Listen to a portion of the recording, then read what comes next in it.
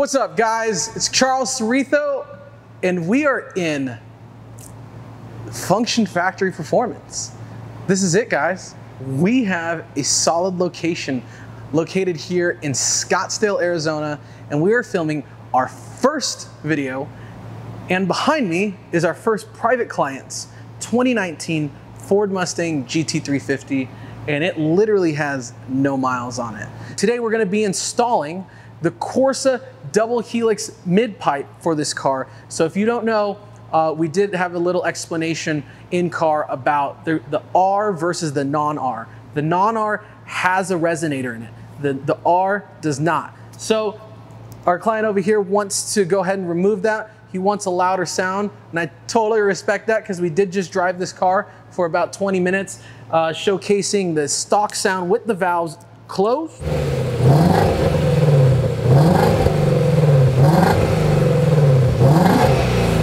And the valves open.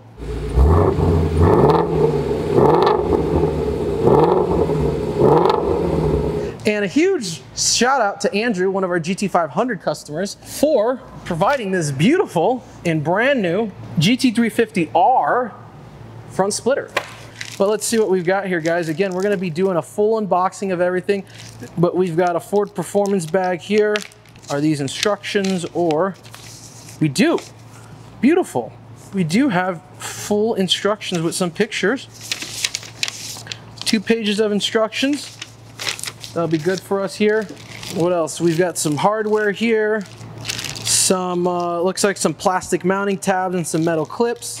And some more Allen head hardware. A lot of products don't come with instructions lately, so, and especially this is OEM, so usually there's never instructions, but there are full instructions in our FP bag. This piece though, let's just go over it really quick. So the difference between the R and non-R, the R has extensions right here. So these corners right here on the passenger and the driver protrude more. And this is elongated by just like maybe 1 inch, if that. So the actual logo is bigger in the front. And this car, again, is a GT350, so it does not have this splitter. This is an R splitter. So what is the benefits of this? Just pure aggression. They've got this extended front lip right here. This just looks sick, and it's just aggressive. And I mean, if you want to get technical about it, this is going to add maybe a few pounds of downforce, if that. And if you want to get serious about it, you can definitely put an APR carbon splitter under that, or our liquid vinyl front splitter. So there's one piece for this car, and let's see our showcase piece. We're gonna give you our unbiased opinion here of what we think. We've got our trusty $1 knife here. Not gonna try and cut too deep because we don't know what's underneath. And nice packaging. We got staples everywhere. Don't want the packaging to break. And we've got a lot of that foam expanders. I love those. A lot of foam expanders. I'm gonna start pulling them off one by one here. Looks like we've got some band clamps here. It says GT350 on it. So these are the main pieces. Let's see. We've got 2 of these expander joints. Let's look at our Corsa pipe here. Again, everything MIG welded, mandrel bent, looks like. Yeah, we got some MIG welds down here. So again, I'm gonna look through this pipe and what do you know? It's open. So we got airflow in here and air flowing through here. And the idea of this is that it's gonna sound exotic and we're gonna get a lot more volume because there's no resonator on this, right? Looks like Corsa went ahead and stamped their brand right there. Got Corsa tying that together. What else? We got 2 of these slip joints here. There. So guys, we don't get instructions on this. And that's why we're making this video right now, to show you how to put this in. And because we definitely encourage DIY. Again, we're not an install shop, but if you enjoy a weekend project, this right here, it looks like a perfect weekend project that looks like about an hour and a half, a good hour and a half job. And if you have a lift, it's obviously gonna be super convenient to do it. But if you don't, unfortunately, you're gonna be back on your back under some jack stands. But so if you got a lift, definitely get your Mustang on a lift. It's gonna help you out a lot. Also, big note, this does come in a GT version. So the GT350 and the GT, we'll add a link right here, both have this double Helix version. And I've already preached about it, so I'm super excited to hear this thing. So for the time being right now, let's get that car in the air. Let's look at the stock system, kind of evaluate what's going on, do some test fits, and see where we're at. All right, guys, so we are underneath this GT350 right now, and we are taking a look at the stock resonator. This is the stock exhaust right here. It does have a really cool OEM X pipe, so kudos to Ford on that one. But check these puppies out. These things right here, these things are taking away some sound right there. They're not mufflers, they're resonators. But I mean, they're still, this exhaust is only 2.5 inches. So there is some slight restriction in the sound, and you're definitely losing a ton of sound coming from these 2 guys right here. Because if we go over here and I grab this, there's absolutely no resonator. It is straight through. And the way it's supposed to mount is like this. So this is how this is supposed to look right here. What we have learned is this is a cut and slip. So you have to cut your exhaust. If you want a warranty, this is probably not the exhaust or modification for you, as we will show you where you need to cut, because there is no slip joint on the OEM. We are starting at the end of the heat shield, and we're making sure to run our measuring tape on the inner the inner side of the exhaust, 14 and 1/4 inches. And then we're just gonna make a mark on both sides, and that is where we are gonna make our cut. Again, we're gonna go over what tools we're gonna be needing here later on, and we're gonna put that in front of the video Tarantino style. Cody's gonna get started.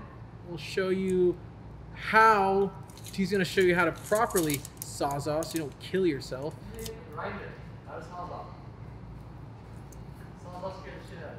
So sawzall scare the shit out of me too, 10 out of 10.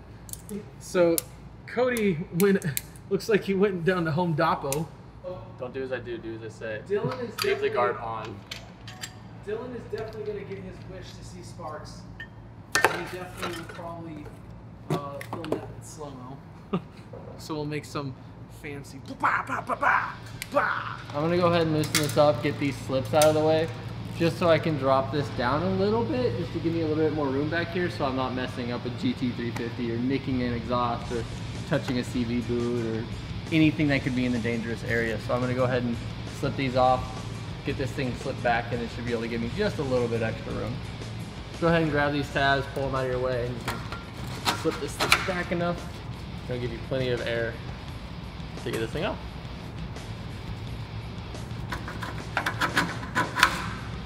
Just like that. Whole back hack section's loose. These are on big swivels, so don't get scared that that does what it does. it'll all go back once it's get held on by the back. This would be the point where you want to throw a pull jack in there after you get these things off, just to make sure you hold this thing up so when you're cutting that off, it doesn't completely fall out of your way, and then you can hold it with the other hand. So you're supposed to use a Sawzall when doing this. Me personally, I'm not a big Sawzall fan. They scare the crap out of me. So we're using a die grinder with no shield because that's any better, right? These are my safety glasses, yee. And when you're cutting these things, try to cut them in a straight parallel. So don't cut them offset, don't cut them at a backward angle, cut these at a straight offset. Because on the bracket that's gonna go in there to actually hold it, this thing already has a bend into it. So you can see that it wants to be straight with that pipe. So cut it in the same parallel as the pipe's going.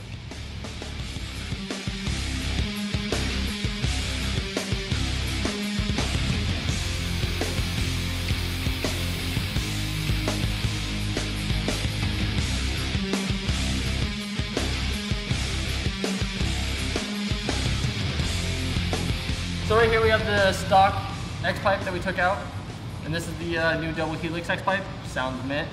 We're gonna go ahead and right before we start putting that in, grab your stock collector clamps out. We're gonna need those for the new reducers, transitions, however you want to call them, from the stock exhaust, headers, downpipes, and then we're gonna put those to the new Helix. All right, so when you're putting these on, there's gonna be a little tab right here, and you're gonna ID that with the nipple that's on here. We'll go ahead and put that on there. Same thing on this one. ID that with the nipple that's on there. And make sure your bolts are facing down or your nuts so you can actually tighten it all up. There we go. Get those things set in there. And we'll go ahead and get these back parts. Make sure we clean up all your rough edges. So we'll run a deburr or a file or a sander, something of that sort, and clean up these fittings so that way they're not all guard up. It makes all the fittings go back together and gives you a good seal, and we're all ready to put it together too. One thing to note when you're putting these on is prioritize this bolt in an area that's not going to get in the way of a control arm or sensing wires or something you might have to work on in the future. So this bolt, I know there's not going to be anything over here that we're ever going to touch, so I'm just going to slide this on so the bolt's on the inside of it. And same thing over here, we'll slide that on the inside of it as well. That way it also looks uniform. And then same thing over here, this is going to get a clamp, so we'll go ahead and throw a clamp on that before we put the double Helix on. And same thing, just make sure you prioritize which way it goes. All right, so on these pipes, there we go. There's a 157 and a 156. 156 is going to be on the driver's side, the left side of the vehicle. So we'll go ahead and take 156 and place that on there, like so. And 157 on the passenger side of the vehicle. So guys, make sure you're gonna wanna push on this connector pipe here as far back as you can, and here, then you'll have plenty of room over there to adjust and slide. There is plenty of material between here and here for these clamps to go on, and to make sure there's no leaks as well.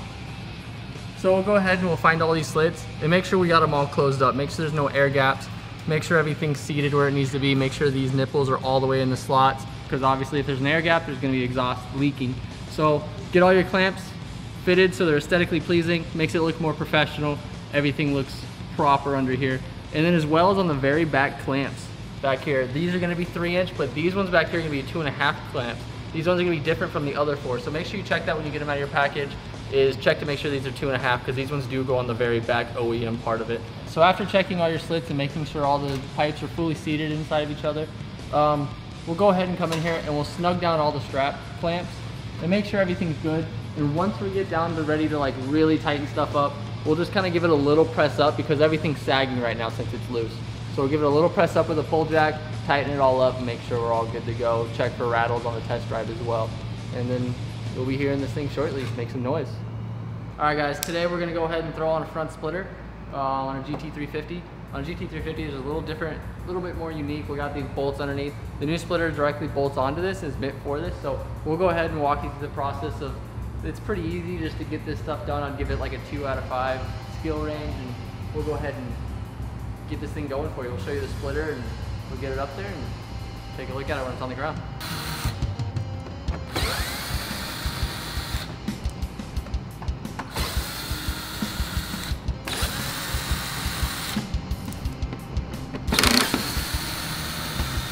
So now we're gonna go ahead and grab the 4 7mm out of here. Choose a screw gun and go ahead and grab them out.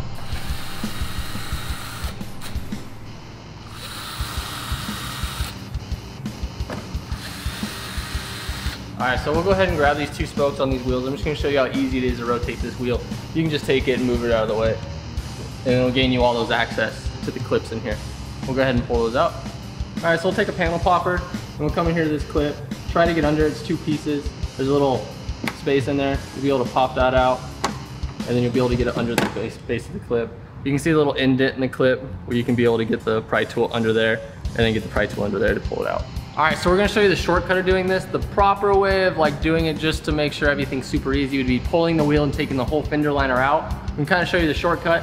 So you'll take those 4 clips out like we showed you earlier, get this panel out of the way. It takes no force, you'll be able to get your hand in here. It's not gonna hurt, doesn't do anything. And then there's gonna be a clip right here. We already took one out to show you show you how it comes in and out. And then there's gonna be another one right here. We'll go ahead and show you how I kind of get in there. We'll use 2 tools. We got a flathead and a panel popper. Flathead will be to push that clip down, and the other one will be to pop it up out of there. You'll be able to get that white clip out of there. Pop right out of the way. Try not to lose it, and you'll be able to catch it and bring it out with you. So now that we got all the clips and the bolts out of there, from underneath and the sides and everything, we'll be able to just give this thing a nice firm pull. Comes right out. We still have to get these side panels off, so go ahead and get those off. So we'll be able to get a bit driver in here. I'm just doing it the hard way just so he can see, and we'll be able to rotate this bolt out of there. So now that bolt's out, we'll go ahead and just shove the pry tool in there, and we'll be able to get that top clip out of there. And once we get that out of there, it'll allow this plastic to slide out. So now that we got that metal clip out of the plastic, this thing should be able just to give a nice little tug, and it'll come right out. Just gonna give you a quick heads up of what we're gonna do. So since this is one piece, you won't be able to easily access that bolt. But remember these metal clips go on these corner front ones, and we'll have to put those on after the lip is put in. So once we get the lip in all those holes, we'll come in here, we'll slide this in so we can put the bolt in, as well as these white clips. Don't forget these white clips still go in these corners to hold the corners in. So we'll have to do those inside the fender well, just kind of give you a show because it's kind of hard to see in there. So don't forget about those once we get this thing in there. Now we're gonna put this in. It's gonna take 2 people just to make sure everything lines up, just because it is a little flexible. So we'll go ahead and get everything lined up in there.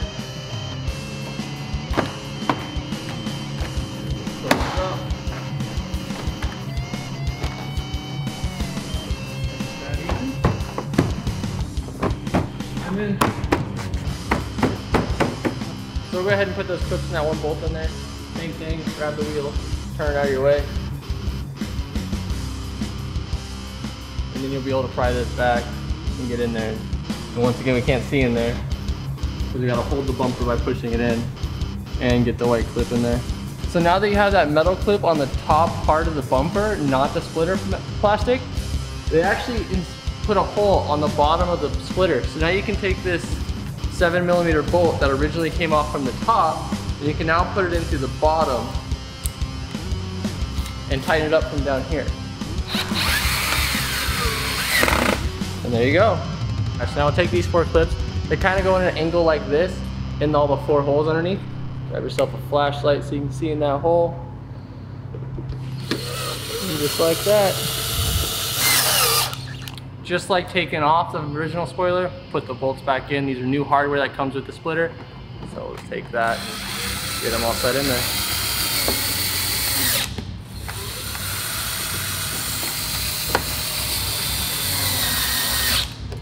All right, then we got our last piece of the puzzle. The last 4 that go straight up in those holes. Just grab them on in.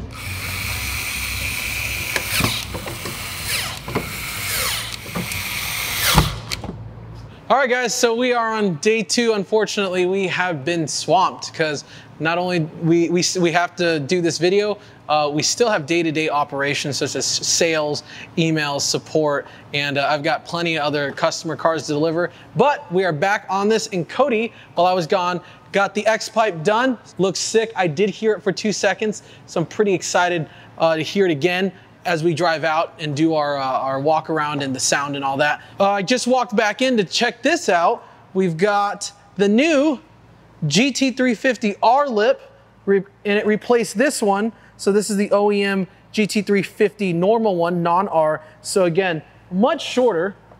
It's a 3-piece lip, by the way. I'm just holding the main piece.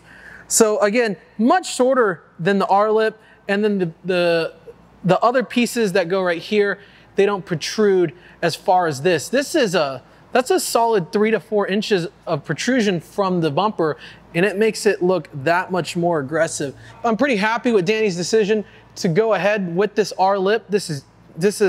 I think this is how the car should have came, honestly. I mean, I think this extension really complements the swing in the back. If you guys don't know, the 2019 to 2020 GT350 rear wing is called the forward swing, and the gurney flap is attached to this model. So you got an extension out there, you got an extension out here, perfect combo. So let's get this thing off the lift. Let's hear this exhaust. The first startup, my impression, and then definitely Danny will probably be here in about 2 hours after we get done here. I want to get his impression of what he thinks it sounds like.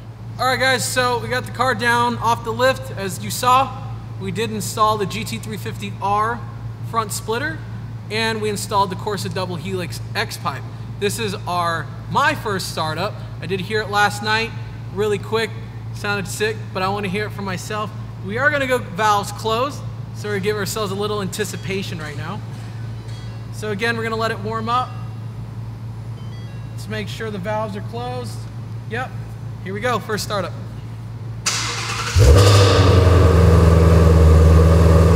I already notice a volume difference, and I hear that rawr, that slight rasp that the Voodoo has, which is my favorite thing. So I'm going to wait till it gets up to temp. Built a little temperature in the motor. We're going to give her a few cracks in the throttle, and this is valve closed. Valves are closed. Again, double Helix now installed, so not stock exhaust.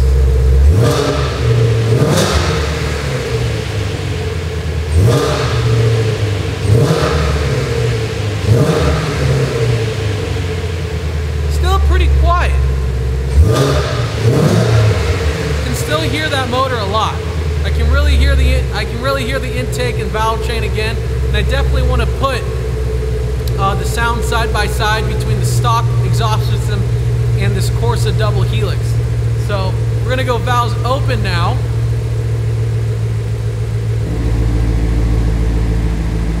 That is a lot, just the valves opening. So guys, I am getting a little vibration in the seat. So there's a little vibration now, so let's give it a crack. It is like 60 to 70 times louder. Again, we lost the resonators, so we don't have two resonators like we had on the stock system right there. It sounds really sick.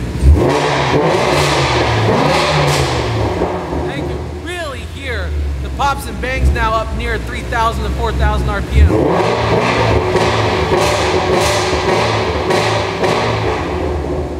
Again, as I said with the 350R front splitter, and now this double Helix Corsa, this is almost how this car should have came. So let's go take this thing for a quick test drive and hear the audio again with the valves closed and then the valves open. All right, so we just got the car out of the shop.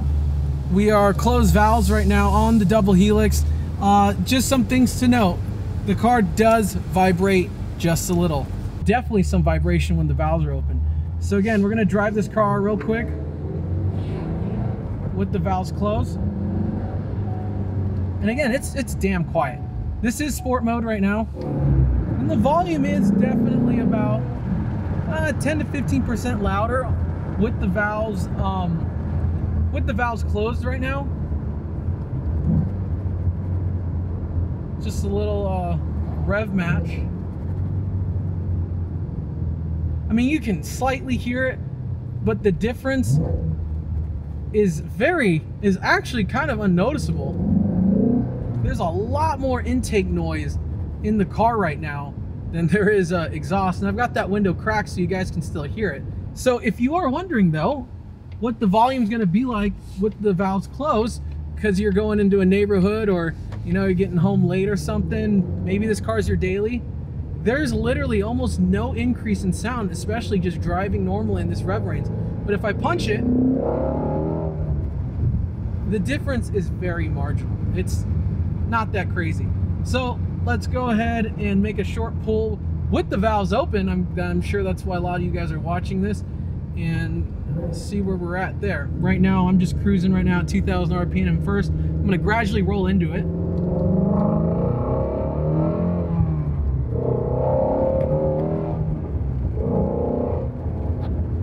Huge difference. But just to give you a kind of idea here, what am I experiencing? Much deeper tone. Yeah, kind of a deeper tone. I can definitely hear that flat plane crank firing away. Really love those downshifts. Volume, I would say now that we're outside, about 20% louder. 4,000 to 5,000 right there. You can really start hearing the exhaust wants to come alive, and I think this pipe really allows it.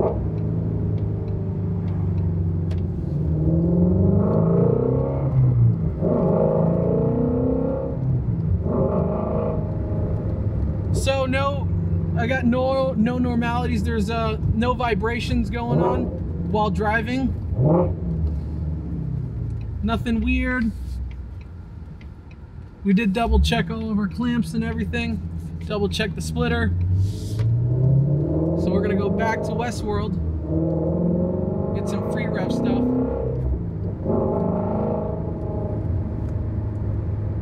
And then let's listen to the car go through the rev range through first gear.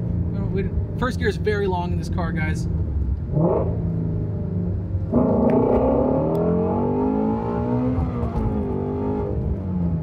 So there was a cool pop. We got a pop in the really high RPMs, about 7,000 RPM. Car kind of went pop. That's cool. All right, we're back in the same position we were yesterday. We're gonna do some free revs here to give you guys to showcase this double Helix system, and then we're gonna deliver this car back to Danny.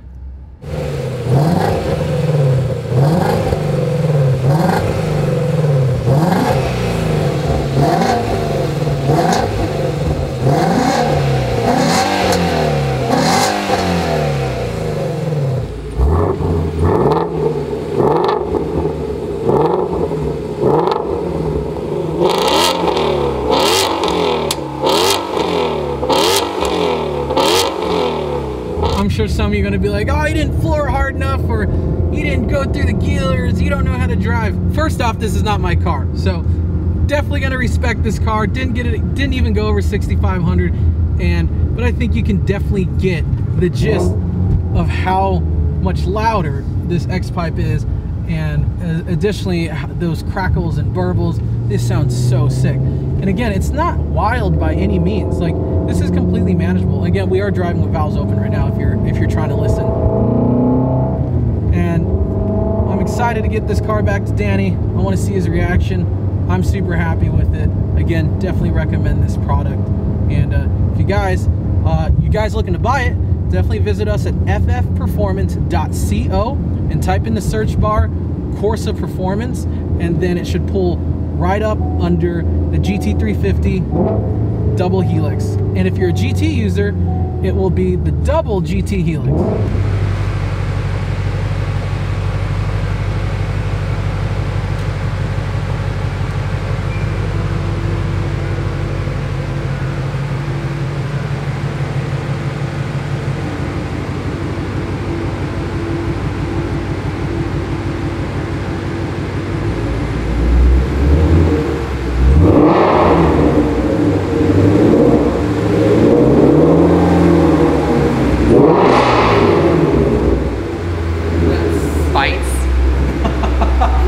So much raspier.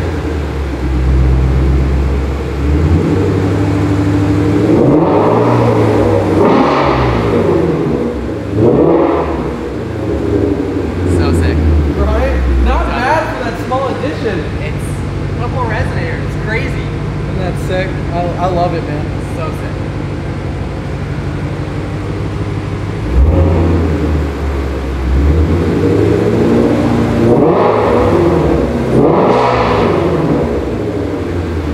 So angry. I know, that's when you're driving, it's like, let's go. This thing's so much fun. I love this thing. Oh yeah, man. All right. Woo. So that's it. we are done. So that concludes our install of the Corsa Double Helix for the 2016 to 2020 Ford Mustang GT350, and additionally the GT350R lip on any GT350. As always, I'm Charles Cerrito. We're here at the Function Factory, and catch us for our next video where we'll be installing our S550 Euro taillights on Cody's Mustang.